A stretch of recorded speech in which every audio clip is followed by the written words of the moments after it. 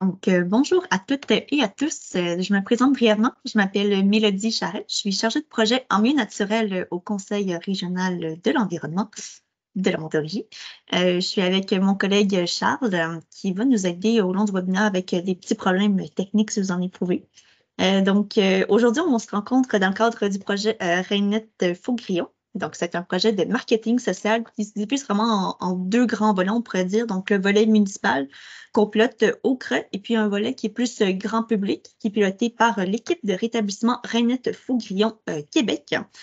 Dans le cadre de nos activités 2024, on organise des activités plus terrain, des ateliers et des webinaires. Donc, on se rencontre dans le cadre d'un webinaire qui s'intitule Comment mobiliser. C'est Aurélie Sierra qui va nous faire cette présentation-là. Aurélie, elle est sociologue de l'environnement. Elle est spécialiste de la mobilisation et du changement de comportement. Elle est consultante et formatrice au sein de son entreprise, l'Atelier social. Avant de donner la parole à Aurélie, je vous demanderai peut-être de fermer vos micros et vos caméras, puis on va pouvoir les réouvrir peut-être lors de la période de questions à la toute fin du webinaire. Vous pouvez aussi utiliser le chat ou la section Q et R pour toutes vos questions. Donc, n'hésitez pas. Aurélie, je te donne la parole. Merci beaucoup, Mélodie. Bonjour à toutes et à tous. Je suis vraiment contente d'être avec vous ce matin. Je vais partager mon écran pour que vous puissiez voir ma présentation. Est-ce que ça fonctionne bien, Mélodie? Est-ce que tu peux me dire si vous voyez bien? Oui, c'est parfait de mon côté. Parfait, merci. Donc, c'est ça. Merci de m'avoir invité pour vous présenter ce webinaire. Mélodie m'a un petit peu présentée. Je vais juste vous dire un peu mon parcours pour que vous sachiez d'où je viens. Donc, c'est ça, je suis sociologue de formation. J'ai travaillé plusieurs années dans une conférence régionale des élus, pour celles et ceux qui se souviennent de ces organismes. Donc, une CRE, j'étais à la CRE du Bas-Saint-Laurent à Rimouski. J'ai travaillé plusieurs années, j'étais en charge des démarches de concertation régionale dans les dossiers forestiers. Et ensuite, je me suis mise à mon compte, en fait, puis j'ai créé l'Atelier social, qui est un organisme dans lequel on essaie de faire de l'accompagnement sur des questions de mobilisation, de changement de comportement, comme l'a dit Mélodie, et aussi on travaille sur des questions de participation au sens large, en fait. Donc, un peu tous les enjeux sociaux qu'on rencontre dans les problématiques environnementales et écologiques. Voilà. Ce matin, je vais vous parler des questions de mobilisation. En fait, le titre initial de ce webinaire, c'était «Comment mobiliser?» et puis en le faisant, j'ai rajouté un petit sous-titre qui est sur un sujet difficile parce que quand on parle de la rainette Faugrillon il y a d'autres sujets qui sont difficiles, mais il faut reconnaître que, ce n'est pas forcément un sujet facile à aborder. Hem, Quand Mélodie et Julie m'ont approchée pour ce webinaire, les questions qu'elles se posaient et qui étaient vraiment intéressantes, c'était se dire: «Comment est-ce qu'on fait pour communiquer sur des sujets comme ça?» Et donc, on se demandait: «Est-ce qu'on présente quelque chose sur un plan de communication?» Et en fait, j'ai préféré vous parler de mobilisation, puis je voulais vous expliquer pourquoi en introduction.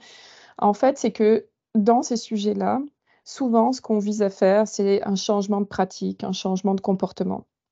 Et pour ça, il faut plus que de la communication, en fait.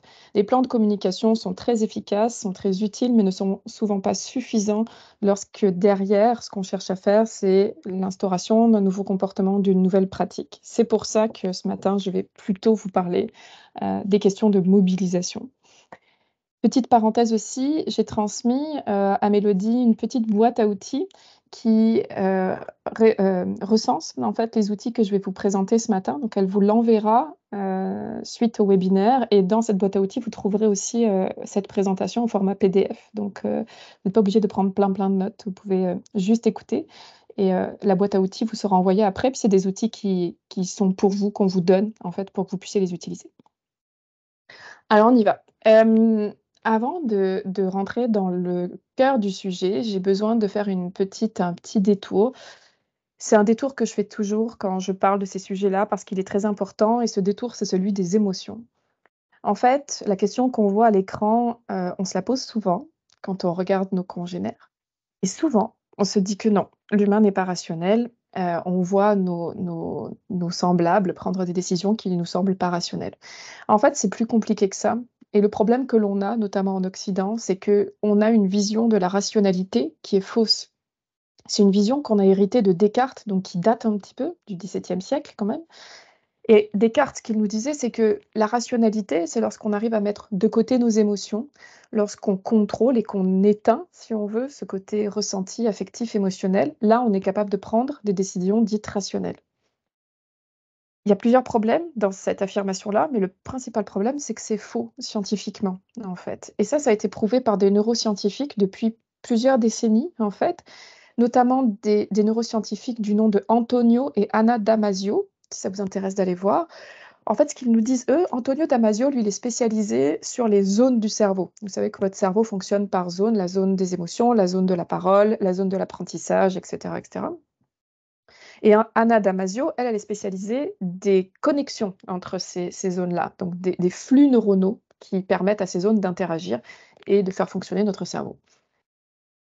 En fait, ce qu'eux ont réussi à prouver, c'est qu'en observant des cerveaux humains en action de prise de décision, c'était la zone des émotions qui était en majeure partie l'influence de la zone de prise de décision. En fait, les flux neuronaux étaient massifs et quasiment unilatéraux de la zone de prise des émotions vers la prise de décision. Ce que ça nous dit à ce moment-là de la recherche, c'est que les émotions sont le filtre et le moteur qui nous permet en fait d'engager notre cerveau dans la prise de décision. Autre élément qu'ils ont étudié, c'est des cas de patients qui avaient des lésions cérébrales au niveau de la zone des émotions. Et ils se sont rendus compte que ces personnes-là avaient deux grands points communs. Le premier est qu'ils n'arrivaient plus à prendre des décisions, y compris des décisions très simples dans le quotidien, des décisions dont vous ne vous rendez même plus compte, parce que ce qu'il faut que vous sachiez, c'est que votre cerveau prend des milliers de décisions par jour et que dans 80% des cas, il ne l'amène pas à votre conscience. Vous n'êtes pas conscient que votre cerveau prend des décisions. C'est ce qu'on appelle le pilote automatique, c'est ce qu'on appelle le système A aussi, des fois, vous le verrez peut-être. C'est que notre cerveau est très bien fait puisqu'il a comme emmagasiné tout un tas d'apprentissage et d'expériences qui lui permet de fonctionner tout seul, si vous voulez. Bon, et là, le problème, c'est que les personnes qui avaient des lésions au niveau des émotions étaient plus en mesure de prendre ces décisions-là. Deuxième point commun de ces gens-là, ils n'étaient plus capables non plus d'être en relation les uns avec les autres, en fait. Même les relations intimes avec des gens très proches étaient devenues quasiment impossibles. Ce que ça nous dit, cette partie-là de la recherche, c'est que nos émotions sont en fait ce qui nous permet de prendre des décisions, ce qui permet à notre cerveau de fonctionner au niveau décisionnel, et c'est ce qui nous permet aussi d'être en relation avec l'autre. Donc en fait, nos émotions, c'est notre filtre qui nous permet d'interpréter notre environnement, d'interpréter ce qui se passe chez l'autre pour pouvoir interagir et prendre des décisions sur notre environnement. Pourquoi je vous parle de ça? Parce qu'en fait, je suis certaine que dans vos projets, dans tout un tas d'activités que vous avez pu faire, vous les avez vues, les émotions. Notamment quand on parle de sujets difficiles, comme peut l'être parfois la conservation de l'habitat de la rainette faugrillon et comme d'autres sujets. On voit des émotions, on voit de la peur, on voit de la colère, des fois on voit de la satisfaction, peu importe. Mais en Occident, on a l'habitude de mettre de côté ces émotions et de faire comme si elles n'existaient pas. Et vous avez certainement remarqué que quand on fait ça, on se tire une balle dans le pied. Parce qu'en fait, cette émotion-là, si elle n'est pas exprimée, si elle n'est pas bien prise en considération, elle va ressortir à d'autres moments. Donc, l'idée, et j'ai pas de solution miracle à vous proposer ce matin là-dessus, on s'entend, c'est juste de vous dire qu'il faut accepter que les émotions sont là et c'est bon signe parce qu'en fait, elles sont le moteur de notre prise de décision. Et il faut qu'on apprenne collectivement à mieux intégrer les émotions dans nos projets, nos façons de travailler, en fait. Avant de vous présenter une stratégie de mobilisation, un exemple de stratégie de mobilisation, il faut que je vous parle de la motivation parce qu'en fait, la motivation, c'est l'étincelle de départ. C'est la bougie d'allumage de tout. C'est-à-dire que sans motivation, il n'y a pas mobilisation, il n'y a pas engagement à l'action, etc., etc. OK? Donc, on va regarder un peu comment ça fonctionne, la motivation chez l'humain, puis vous allez voir que c'est assez simple. Pour une fois, on le prend. Donc, les principaux facteurs de motivation chez l'humain, c'est de comprendre où il va, pourquoi il y va et comment est-ce qu'il y va. On est assez bon pour communiquer sur le où on va et comment on y va. Ce sont les objectifs et les moyens pour y arriver. Ça va en général assez bien. Ce qui va moins bien en général, c'est le pourquoi. On prend rarement le temps d'expliquer correctement aux gens pourquoi est-ce qu'on travaille sur tel enjeu, pourquoi est-ce qu'on travaille de cette façon-là, pourquoi est-ce que c'est nous qui travaillons sur ce sujet-là, nous qui les interpellons, etc., etc. Et pourtant, c'est fondamental parce qu'en fait, vous savez ce que c'est le pourquoi? c'est le sens, en fait. Quand vous expliquez le pourquoi aux gens, vous donnez du sens à ce que vous faites et éventuellement vous donnez du sens à ce que eux ou elles pourraient faire. Et quand on ne le fait pas, on enlève ça et vous enlevez un des principaux facteurs de motivation chez l'humain, de comprendre pourquoi il fait les choses et est-ce que ça fait du sens pour lui. Parler du pourquoi, ça me permet de faire une petite parenthèse sur quelque chose qu'on va revoir après. C'est que quand je vous parle de expliquer aux gens où vous allez, pourquoi vous y allez, puis comment est-ce que vous y allez, il faut commencer à apprendre à se décentrer un peu de soi. Souvent, on a tendance à prendre nos objectifs à nous, d'organisme, et à vouloir les faire comprendre aux gens. Et à force de vouloir convaincre les gens, et ben là encore, on tape un mur, en fait, parce qu'on ne s'est pas intéressé à qui on avait affaire, et il vaut mieux s'intéresser aux gens à qui on a affaire que s'intéresser à soi, en ce moment-là. Donc, oui, on a des objectifs, oui, on a une idée de comment est-ce qu'on veut y arriver, mais si on essaie sans cesse de juste communiquer là-dessus, souvent on ne touche pas les gens, en fait. On va y revenir. Ça m'amène à vous parler des facteurs de démotivation. C'est-à-dire, qu'est-ce qui fait qu'un humain va peut-être être intéressé à un moment donné, mais tranquillement va se démotiver, puis on le voit beaucoup dans les projets. Le premier problème connu, c'est l'absence d'autonomie. L'idée que si on ne laisse pas de marge de manœuvre, de pouvoir de décision à des gens, ils vont peut-être s'intéresser à ce que vous faites à un moment, mais s'il y a rien qu'ils puissent faire et qui est de leur libre arbitre, au bout d'un moment, ils vont disparaître. C'est quelque chose qu'on connaît bien dans le milieu du travail, sur notamment gestion des ressources humaines. On sait qu'à un poste donné, si une personne n'a aucun pouvoir décisionnel sur ce qu'elle fait, aucune marge de manœuvre, bon, elle va rester à un moment, peut-être parce que les conditions de travail sont bonnes, mais la motivation, elle, ne reste pas forcément. C'est la même chose dans nos projets. Ce qui veut dire qu'il faut donner un certain pouvoir de décision aux gens qu'on souhaite mobiliser. Deuxième facteur de démotivation, c'est la distance émotionnelle ou identitaire, c'est-à-dire si ce que vous proposez, la façon dont vous présentez votre projet ou vous vous présentez vous ne me parle pas à moi, Aurélie, ben, peut-être que je vais vous écouter un peu, être un peu là, mais très rapidement, je vais me démotiver parce que ça ne fait pas de sens pour moi. On revient à cette question du sens. D'où l'idée de bien connaître les gens avec qui on veut travailler pour s'assurer de faire du sens pour eux, dans qui ils sont, dans ce qui les intéresse, dans ce qui leur tient à cœur. Dernier élément et non le moindre, qu'on connaît malheureusement trop bien en environnement, c'est le sentiment d'incapacité.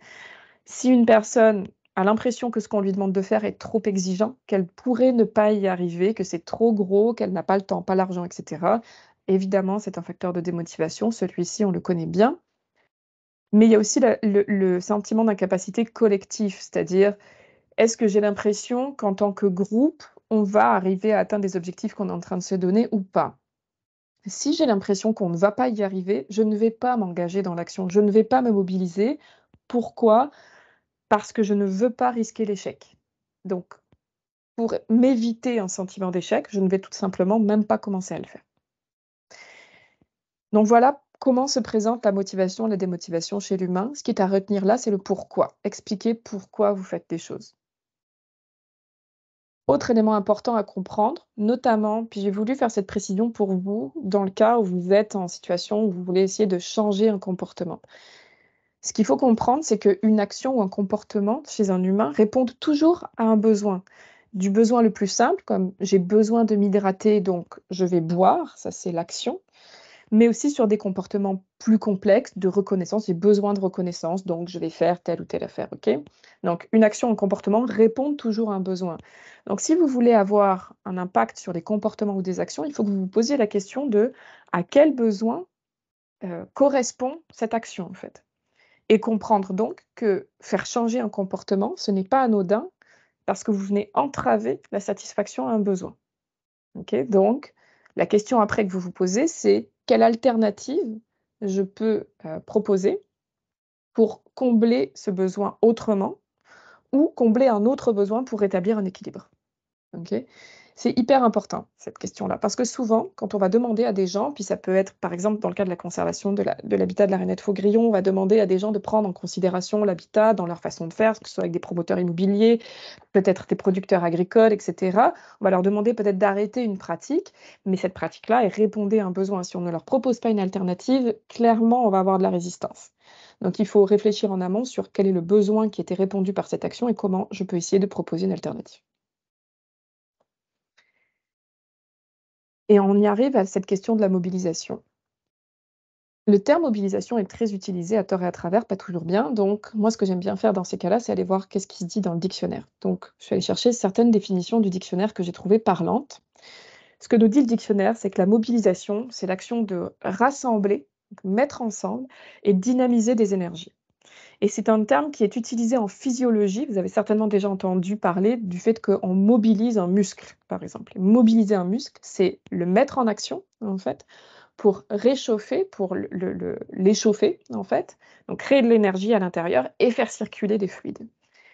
Et ben, cette image-là, elle est très bonne et vous pouvez la garder, faire de la mobilisation avec l'humain, c'est exactement la même chose. C'est mettre des gens ensemble, essayer de créer un mouvement dans cette communauté-là pour créer une énergie autour d'un sujet, d'un enjeu, d'un projet et essayer de la maintenir pour qu'il y ait de l'action. Donc c'est exactement la même chose qu'un muscle, vous pouvez le voir comme ça. Qu'est-ce qui va créer de la mobilisation? Première chose que j'ai abordée un petit peu tantôt, mais qui est fondamentale, et si vous deviez retenir qu'un seul message aujourd'hui, c'est celui-là, c'est que pour mobiliser, il faut mettre les publics qu'on cherche à toucher au centre de vos projets, de vos réflexions.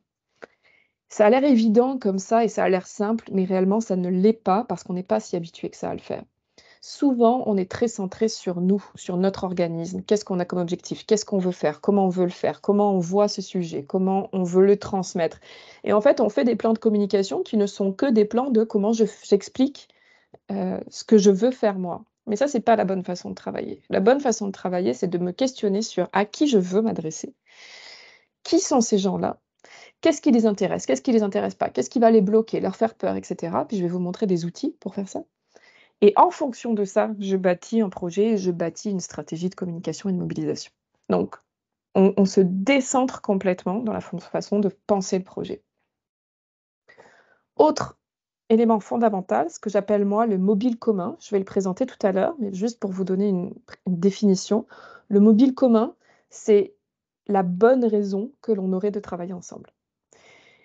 Et parfois, trouver ce mobile commun, ça demande de changer le sujet de départ, qui n'est pas assez consensuel et qui n'est pas assez partagé, qui peut être conflictuel. Et à ce moment-là, il faut trouver un sujet un peu détourné pour trouver une bonne raison de se mettre ensemble à travailler ensemble.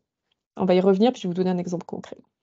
Et finalement, et non le moindre, l'élément pour moi aussi qui est crucial et qui est souvent oublié, c'est la question de l'accompagnement. Parce qu'on s'est dit, mobiliser, c'est comme mettre les gens ensemble puis créer une énergie. Mais si je les abandonne une fois que c'est fait, l'énergie, elle se perd. Donc l'accompagnement est hyper important, notamment avec la question des changements de comportement, si c'est ce qui vous concerne. Parce que si vous lâchez les gens, les choses vont tomber d'elles-mêmes, et je suis sûre que vous l'avez déjà vécu. Le problème que l'on a, c'est que souvent dans les projets, c'est pas financé, cette partie-là. Donc, c'est difficile de maintenir un accompagnement, d'avoir suffisamment de ressources humaines, financières pour maintenir l'accompagnement, mais il faut essayer de plus en plus d'y penser en amont dans la planification du projet. Alors, je vais vous montrer un modèle de stratégie de mobilisation. C'est notamment elle que vous allez retrouver dans votre boîte à outils, présentée de façon précise. C'est un modèle. Okay, c'est pas le bon modèle, c'est pas le meilleur modèle. Il n'y a pas que celui-là. Puis vraiment, soyez à l'aise de prendre les morceaux qui vous intéressent, de laisser ce qui vous intéresse pas. Dans ce que je vous présente, il y a aucune recette miracle. Il y a rien du tout qui va marcher à tous les coups et qui va régler tous vos problèmes, OK? Qu'on se mette d'accord. Donc la stratégie de mobilisation non plus. Donc je vous la présente, puis vraiment essayez d'imaginer comment vous pourriez utiliser certains éléments et comment ça peut s'appliquer dans votre travail. Je vais d'abord vous présenter un schéma de comment elle se présente, puis on va regarder chacun des éléments. La première chose que vous allez faire, en fait, c'est un scan interne. On va le regarder en détail tantôt, mais le scan interne, c'est un peu de se poser des questions de qu'est-ce qu'on est capable de faire et qu'est-ce qu'on veut faire. Une fois que vous avez fait ce scan, là, vous pouvez vous poser des questions de à qui je m'adresse, de quoi je parle et pourquoi je parle de ça, quand est-ce que je commence à mettre en place tel outil, quand est-ce que je fais participer les gens au projet, etc. Donc ça, c'est vraiment la planification du projet. Et le comment, ça va être comment on s'organise, puis comment on parle du projet, donc gouvernance, puis stratégie de communication. OK. Alors, si on y va étape par étape. Le scan interne, première question qui a l'air bête, mais qui ne l'est pas, c'est sur quoi est-ce qu'on veut mobiliser? Des fois, on ne se pose pas assez longuement cette question-là. On part la fleur au fusil parce qu'on est tellement content qu'on veut aller vite dans l'action, mais on ne s'est pas posé la question de base qui est sur quoi est-ce qu'on mobilise? Est-ce que c'est un projet? Est-ce que c'est seulement un sujet ou un enjeu du projet? Est-ce que c'est un objectif que je cherche à atteindre? Est-ce que c'est un événement, une activité, etc., etc.? C'est important quand même de se poser cette question-là parce que ça donne une idée de taille et de calibre. On ne met pas la même énergie quand on mobilise un groupe de personnes pour un événement ponctuel ou quand j'essaie de mobiliser sur un gros projet sur 5 ans. Donc c'est quand même bon de bien cadrer ça dès le départ. Par rapport à ça, ensuite, je vais me poser évidemment la question de quelles sont mes capacités et mes ressources. Puis là, je m'arrête une seconde là-dessus parce que c'est vraiment important. Soyez lucide et honnête à ce moment-là, parce que moi, je vois beaucoup de projets qui sont très ambitieux et je comprends l'envie d'être ambitieux.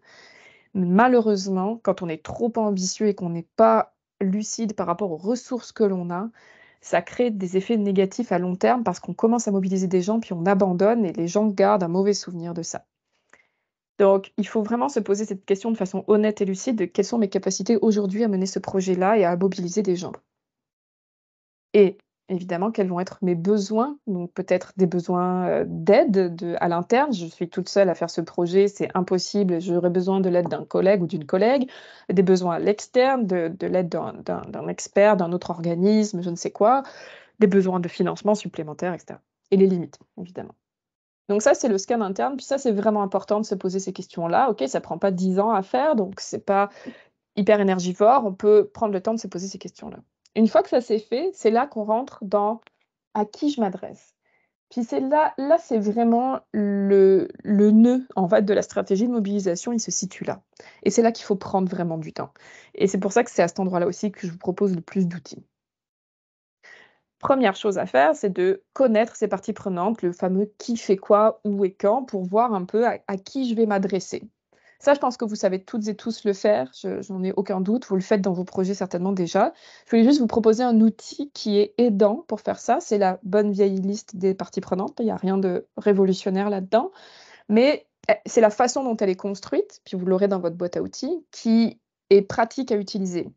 En fait, vous voyez, j'ai la première colonne, c'est mes étapes de projet. Donc je découpe mon projet en étapes et je découpe mon projet en livrables. À l'étape 1, quels sont les livrables que je vais avoir? Et en fonction de ça, donc en fonction des livrables, je vais identifier qui serait intéressé à participer ou à être informé, et cetera, être partie prenante du projet et qui, moi, je voudrais voir participer.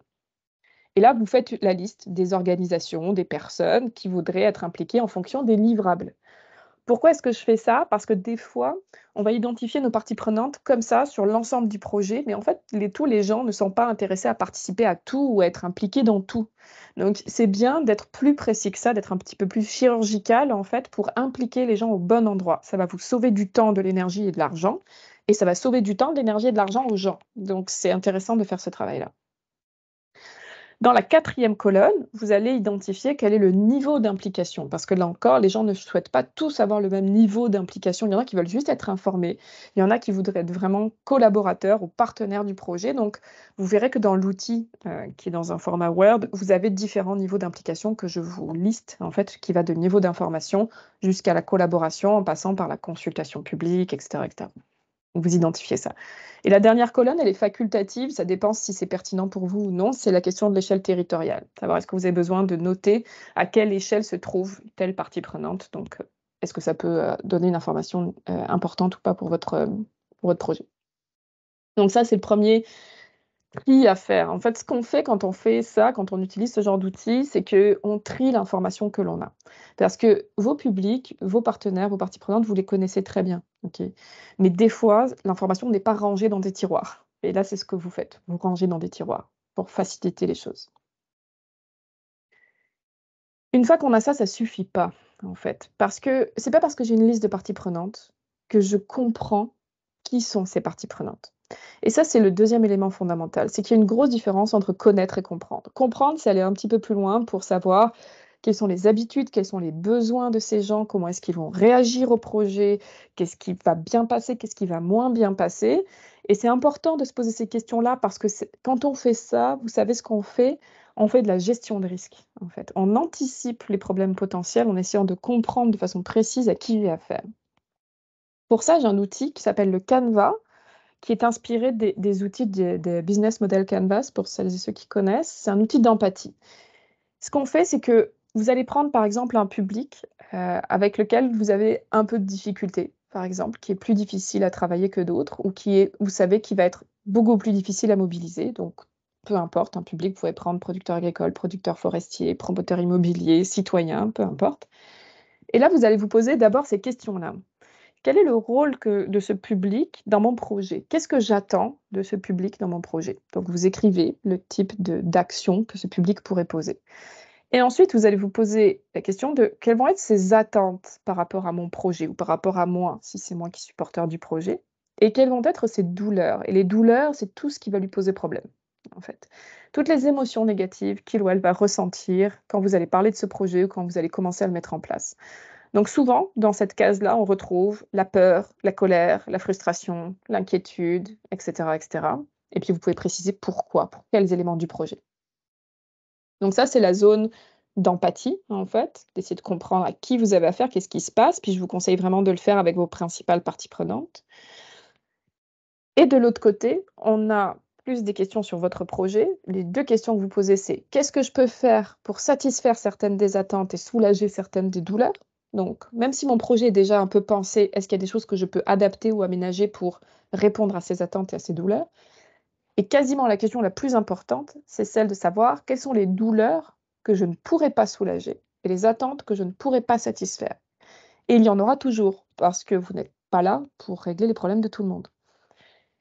Donc, cette question-là, elle est importante parce que vous anticipez les blocages ici. Vous anticipez ce qui ne va pas passer et vous pouvez le communiquer, en fait.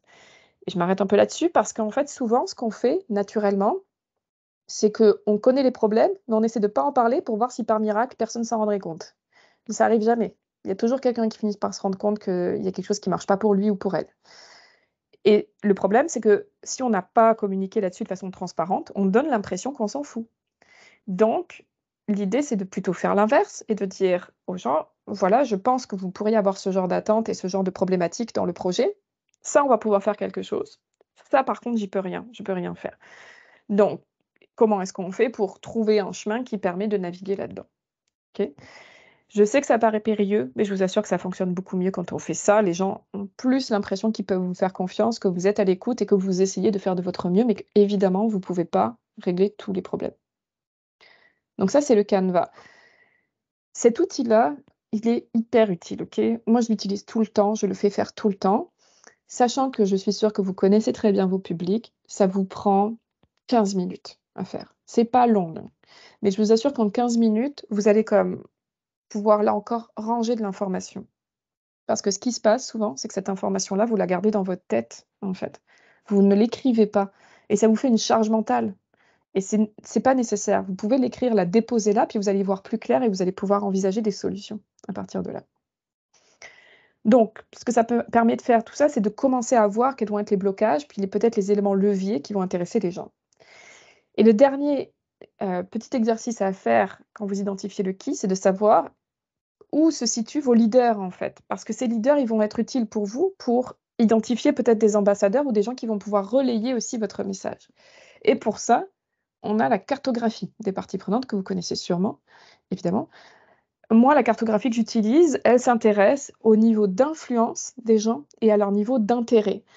Parce que je trouve que c'est souvent la question qu'on se pose, en fait. Donc, ça marche comme ça, c'est que quelqu'un qui a beaucoup d'influence et beaucoup d'intérêt, je vais chercher à l'engager. Vous voyez la case engagée? Donc, parce que c'est quelqu'un qui va être important pour le projet, je veux l'engager dans l'action. Quelqu'un qui a beaucoup d'influence, mais qui pour l'instant est peu intéressé, là, il faut que j'ai une action de motivation. Il faut que j'essaie de motiver cette personne. Je ne peux pas tout de suite essayer de l'engager, OK? Il faut d'abord que je crée de la motivation pour ensuite la faire bouger dans ma cartographie et là, pouvoir l'engager. Quelqu'un qui est très intéressé, mais qui est peu influent, là, je vais l'accompagner pour essayer de le faire monter peut-être en degré d'influence et lui permettre de participer au projet. Vous voyez comment ça marche? À quoi elle sert cette cartographie? C'est qu'elle sert à identifier vos leaders, les gens qui vont être dans la case engagée, pour leur donner un rôle éventuellement, mais elle sert aussi à bien préciser votre niveau d'intervention pour être précis dans ce que vous faites. Parce que trop souvent, on perd du temps parce qu'on prend un public comme ça, dans sa grandeur, comme si tout le monde était au même niveau, mais ce n'est pas le cas. Là encore, cette cartographie, c'est pas long à faire. Donc je vous invite à le faire. Donc voilà un peu pour le travail sur le qui. Et c'est le gros morceau. en fait. Une fois que vous avez ça, vous allez voir que tout le reste va découler. Donc ça vaut le coup de passer du temps à se poser cette question-là. Sur le quoi et le pourquoi, la première question que vous vous posez, c'est: «Pourquoi est-ce que vous faites ce projet?» Je sais que ça a l'air bête, mais des fois, on oublie de se poser cette question-là. C'est comme on est en pilote automatique, on fait ça parce qu'on nous a demandé de faire ça, donc on le fait, mais ça vaut le coup de se reposer la question des fois de pourquoi est-ce qu'on fait ça? Et pourquoi ça nous tient à cœur aussi, ça permet de vous garder mobilisés. Et ensuite, on parle de la question du mobile commun. Donc ce mobile commun, on en a parlé tout à l'heure, c'est quelle est la bonne raison que l'on a de travailler ensemble. Donc qu'est-ce qui va nous réunir, nous permettre de dialoguer de façon positive et constructive. Trop souvent, je le redis, on essaie de parler d'un sujet qui nous intéresse nous, mais qui n'intéresse pas les autres. Et ça marche pas évidemment, même vous le voyez dans votre vie privée, quand quelqu'un vous parle de quelque chose qui vous intéresse pas, c'est pas parce qu'il vous en parle 2 heures de plus que ça va plus vous intéresser. Donc, quand on est face à ça, il faut se rendre compte qu'en face, on n'a pas de répondant, il faut changer, il faut trouver ce mobile commun. Qu'est-ce que c'est qu'un mobile commun? Déjà, c'est peut-être changer de sujet. Et là, je sais que c'est difficile parce que des fois, on se dit: «Mais non, je veux parler de ça, il faut que sensibiliser les gens là-dessus, il faut qu'ils apprennent à comprendre que ça, c'est important». Par exemple, les habitats d'espèces menacées ou des choses comme ça. Oui, mais s'ils veulent pas vous écouter, ça sert à rien. Donc il faut peut-être trouver un autre sujet qui vous permet d'atteindre les mêmes objectifs en soi, la protection de la conservation de l'habitat, mais en parlant d'autre chose. Et vous obtiendrez les mêmes résultats en fait. Et la sensibilisation, vous allez la faire au travers de ça, mais vous concentrez pas uniquement là-dessus. Je vais vous donner un exemple après. Là, je sais que je vous aide pas parce que je vous dis que ça doit être large et précis. Donc là, vous devez vous dire: «Bah, c'est contradictoire». Oui, en fait, c'est difficile, mais c'est une question d'équilibre. C'est-à-dire que, par exemple, là, dans l'exemple de la conservation de l'habitat de la rainette Faugrillon, ça, c'est trop précis. Là, on est dans du beaucoup trop précis, donc les gens il y a plein de gens qui vont pas se sentir reliés à ça. Le trop large, ça serait protéger les écosystèmes. Ça, c'est trop large. Donc il faut trouver quelque chose qui est entre 2. Puis je peux pas vous dire quoi, parce que ça va dépendre de vos milieux, des gens à qui vous vous adressez, et cetera. Ce mobile, il doit pas laisser indifférent, c'est-à-dire que ça doit pas être un sujet complètement plate qui intéresse personne, mais ça doit pas être polarisant non plus. C'est-à-dire qu'il doit pas y avoir un historique de conflit, il doit pas y avoir des gens dont on sait déjà qu'ils sont contre et qu'il va y avoir des levées de boucliers parce que ça ne marche pas. Oh pardon. Mon exemple, c'est que j'ai travaillé pendant 1 an en Montérégie, à l'Acadie Lab, qui est un laboratoire vivant, en agriculture, il est à Hemmingford. Et en fait, à l'Acadie Lab, le point de départ de ce laboratoire vivant, c'est la pollution de la rivière l'Acadie. Donc on travaille sur le bassin versant de la rivière l'Acadie et on est avec, des agronomes, une biologiste du club agro, puis on mobilise des propriétaires, des producteurs agricoles, des maraîchers essentiellement au début. Et en fait, notre point de départ, c'est qu'on ne veut pas parler de la pollution de la rivière l'Acadie tout de suite parce qu'on se dit: «Mais en fait, ça, c'est un sujet hyper polarisant. Les producteurs en ont marre de se faire parler de ça parce qu'ils ont l'impression qu'on les culpabilise, qu'on les accuse» et ça ne met pas tout de suite un dialogue constructif en place. Donc ce qu'on va faire, en fait, c'est qu'on a créé des ateliers avec eux pour, leur demander: «Comment ça va?» Qu'est-ce qui se passe chez vous? Comment ça va? Qu'est-ce qui va pas? C'est quoi votre réalité en ce moment? Vraiment les laisser parler un peu de ce qui se passe dans leur réalité. Et on a fait 2 ateliers là-dessus et tout d'un coup, il y a un sujet qui est devenu hyper consensuel au sein des maraîchers, c'était l'érosion des terres. Et là, ça s'est mis à parler de ça et c'était vraiment un enjeu énorme parce qu'évidemment les terres s'érodent, il y a plus assez d'arbres pour retenir la terre avec les vents, la débâcle du printemps et cetera, donc ils ont des gros problèmes. Et nous, ça a allumé une lumière dans notre tête qui est: «Hein, hein, ça, c'est un mobile commun parce que ce sont les mêmes solutions à terme». C'est la plantation de bandes riveraines élargies, de brise-vents et cetera. C'est la même chose, sauf qu'on n'a pas besoin de parler de la pollution de la rivière qui est un sujet conflictuel. On prend le sujet qu'eux ont fait émerger comme étant un problème et on part de là et on leur dit: «Ça vous dit de travailler sur l'érosion des terres?» Oui, c'est eux qui l'ont fait émerger, en fait. Donc là, on a, si vous voulez, gagné un élément de motivation et de mobilisation beaucoup plus facilement en les faisant travailler sur un enjeu qu'eux ont identifié. Et c'était ça notre mobile commun. Donc il faut chercher ce mobile commun.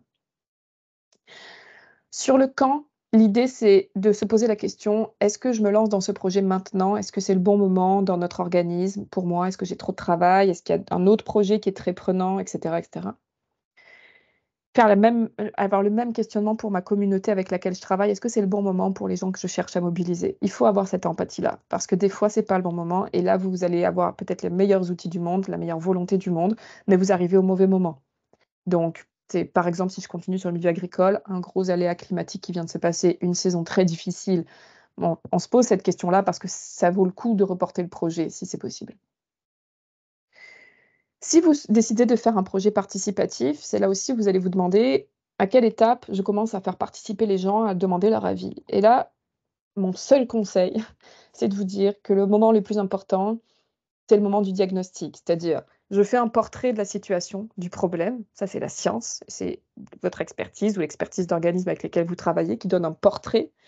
Mais l'étape d'après, c'est d'amener une couche sociale là-dessus, le diagnostic en fait. Et c'est de partager ça avec les gens que vous souhaitez mettre en action pour leur dire: «Voilà, on a cet enjeu-là, voilà comment il se présente. Qu'est-ce que vous en pensez? Est-ce que vous voyez les mêmes problèmes? Est-ce qu'il y a des problèmes qui sont plus prioritaires que d'autres? Est-ce qu'il y a des endroits du territoire qui sont plus prioritaires que d'autres, plus problématiques?» et cetera. Et donc là, vous faites le diagnostic avec les gens.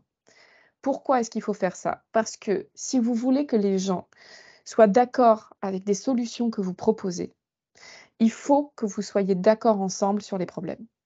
Parce que si vous n'êtes pas d'accord sur les problèmes, vous ne tomberez pas d'accord sur les solutions. Et trop souvent dans les projets, on implique les gens au moment de l'identification de solutions. C'est trop tard. Parce que vous avez certainement vécu ce moment où vous faites des ateliers ou des choses pour dire: «Hey, qu'est-ce qu'on fait avec ça? Quel genre de solution on peut mettre en place?» mais les gens ne sont pas d'accord avec le problème, donc on fait un retour en arrière.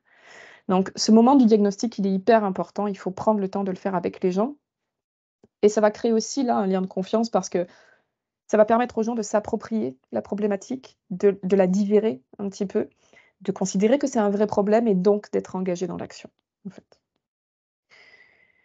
Sur le comment, c'est la question des mots. Comment est-ce qu'on parle du projet? Même approche que tout ce que je viens de vous dire. Vos mots à vous ne sont pas forcément les bons. Donc il faut se poser la question de quels sont les mots qui parlent aux gens que je cherche, à mobiliser.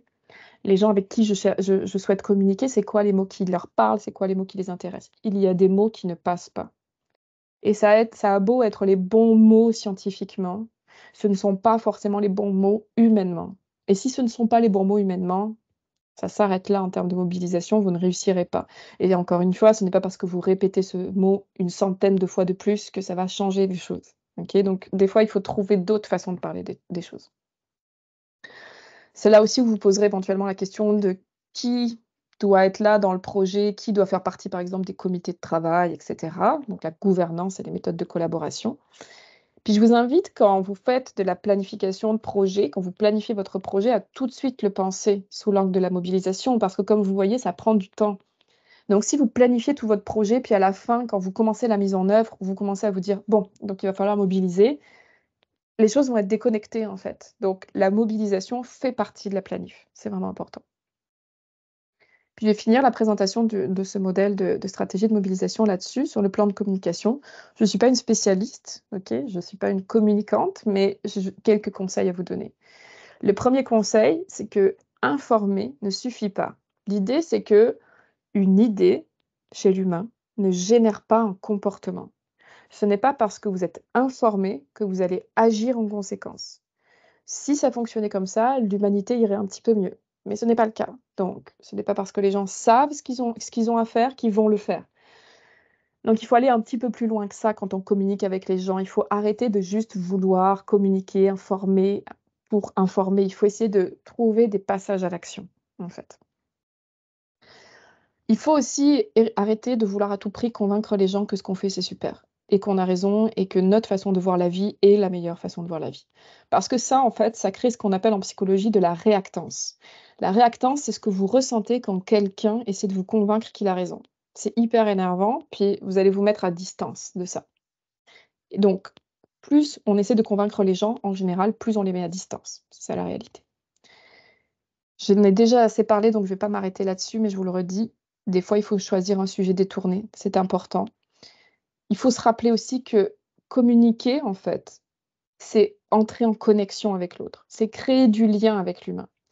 Quand vous essayez de créer du lien avec quelqu'un dans votre entourage, vous écoutez les gens, vous leur posez des questions, vous essayez d'avoir de l'empathie, de vous intéresser à eux. Et bien, c'est la même chose avec vos publics. Et trop souvent, on parle au lieu d'écouter, souvent. Et pourtant, c'est l'inverse qu'il faut faire. Et enfin, il y a un outil que je n'ai pas le temps de vous présenter aujourd'hui, mais vous pourrez aller voir un peu, il y a quand même des éléments sur internet. C'est ce qu'on appelle la communication engageante. C'est un outil de communication qui a été créé par des psychologues sociaux qui se sont penchés sur la question du passage à l'action, justement. Ils essaient d'arrêter de tout le temps vouloir informer les gens, mais comment est-ce qu'on les fait passer à l'action?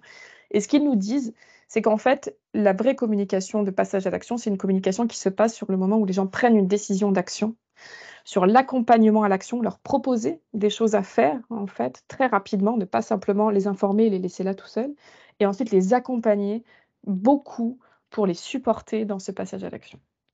Je ne peux pas aller plus loin que ça, malheureusement, j'ai pas le temps. Donc voilà en résumé le modèle de stratégie de mobilisation que je voulais vous présenter ce matin et qui est dans votre boîte à outils. Donc c'est peut-être beaucoup comme information, j'en suis désolée, mais prenez les petits bouts qui vous intéressent, puis essayez-les, en fait. Puis vous allez voir que certaines choses fonctionnent très bien. Et je vais finir là-dessus, avant de vous laisser la parole à vous, sur des enjeux spécifiques à la Rainette Faugrillon, parce que c'est quand même de ça dont il est question. On est clairement sur un sujet pas facile, sur un sujet qui a un lourd historique, qui a eu un battage médiatique, où il y a eu des conflits, ça persiste dans les mémoires. Donc, dans ces cas-là, il y a clairement un pas de recul à avoir sur comment est-ce qu'on s'y prend pour travailler sur les objectifs qu'on cherche à atteindre sans raviver les débats, parce que ça peut revenir instantanément. Donc là, dans votre cas, le fait d'essayer de trouver s'il y a un sujet un peu connexe qui pourrait être utilisé, c'est intéressant. D'autant plus que c'est un sujet qui est très, très, très difficile à vulgariser. La question des habitats, des espèces menacées, en péril, des espèces à statut, c'est très, très difficile. On a essayé, j'ai essayé, et c'est extrêmement compliqué. La notion d'habitat, la notion de conservation de l'habitat, tout ce qui peut être fait ou pas fait, c'est vraiment difficile. Donc, il faut prendre ça en considération, puis essayer de voir quel serait là-dedans le morceau qui serait le plus intéressant pour les gens et qui serait plus facile à vulgariser. Et se poser des questions de quoi on parle. Si vous voulez absolument parler de la Rainette Faugrillon, il ne faut pas tout aborder d'un coup. Donc, est-ce que vous voulez parler de l'espèce en elle-même? Est-ce que vous voulez parler de l'habitat de l'espèce, vulgariser ce que c'est qu'un habitat, pourquoi c'est important l'habitat pour une espèce, etc. Ou vous voulez parler des risques si on ne conserve pas correctement l'habitat de la Rainette Faugrillon, où on en est, etc. Donc, il y a un choix à faire. Je ne peux pas vous dire quel sera le meilleur choix parce que ça va dépendre. Mais ce que je peux vous dire, c'est que c'est encore une fois un sujet tellement difficile à vulgariser qu'il va falloir que vous trouviez des images, des métaphores, en fait. Et souvent, les métaphores qui marchent, c'est des métaphores qui se réfèrent à l'humain. Donc, quand on parle d'habitat, on peut essayer de se référer à l'habitat d'un humain, à une maison, à des choses comme ça. Il faut aller dans ce genre de détails-là pour que les gens se connectent, en fait, et se sentent reliés. Et finalement, la dernière question qu'on se pose, c'est quel rôle jouer auprès de ces publics? Définitivement, ce que je vous dirais, c'est qu'il faut jouer un rôle d'accompagneur, de facilitateur. C'est le meilleur rôle que vous puissiez jouer pour les intéresser et pour essayer de rendre le sujet intéressant, c'est de leur faciliter les choses et de les accompagner dans ce qu'il y aurait à faire pour protéger, conserver l'habitat. Et je vous quitte avec, enfin je vous quitte, j'arrête de parler avec ce message-là, qui est que pour mobiliser les gens, il faut les écouter. Ça a l'air tout simple et un peu bête, mais c'est comme ça. On parle trop et on n'écoute pas assez. Et c'est pour ça qu'on a des difficultés de mobilisation. Voilà, ça finit ma présentation. Merci beaucoup, Aurélie, c'était très intéressant. J'ai peut-être une petite question pour toi. En fait, on voit que le processus de mobilisation est quand même assez long. Il y a beaucoup d'étapes de considération. C'est quoi l'élément essentiel à faire si on n'a pas beaucoup de temps, qu'on doit agir très rapidement? C'est la partie quand je vous ai présenté le qui, en fait. C'est ça le plus important. C'est de s'assurer qu'on comprend bien à qui on a affaire. Et si vous avez peu de temps, il faut choisir le public qui est, selon vous, le plus important en termes d'impact. Donc, à qui je dois m'adresser pour avoir le plus d'impact et ne pas essayer d'avoir des plans de mobilisation trop larges qui touchent toute la population de la Montérégie. Clairement, on ne cherche pas ça, on cherche à segmenter, à savoir qui a le plus d'impact et après aller comprendre qui sont ces publics-là de façon précise. Si vous n'avez pas de temps, c'est ça le plus important à faire. Super, merci. Je vais aller voir si on a des questions dans la section Q&A. Rapidement comme ça. Il ne semble pas avoir de questions. Donc, n'hésitez pas si vous avez des questions à les écrire par ici. Je vais juste peut-être faire une petite mini-parenthèse. Aurélie a mentionné à plusieurs reprises qu'il y a avoir une boîte à outils. On va vous rendre disponible. Je vais vous la partager avec un courriel, avec le lien aussi pour visionner de nouveau le webinaire. Donc, ça devrait venir dans les prochains jours, inquiétez-vous pas. Dans le courriel, il va y avoir aussi les coordonnées d'Aurélie si vous souhaitez la consulter. C'est peut-être le moment de se laisser, donc je voulais vous remercier une dernière fois. C'était très intéressant, puis merci d'avoir été en grand nombre. Merci. Bonne Bonne journée. journée. Au revoir. Au revoir.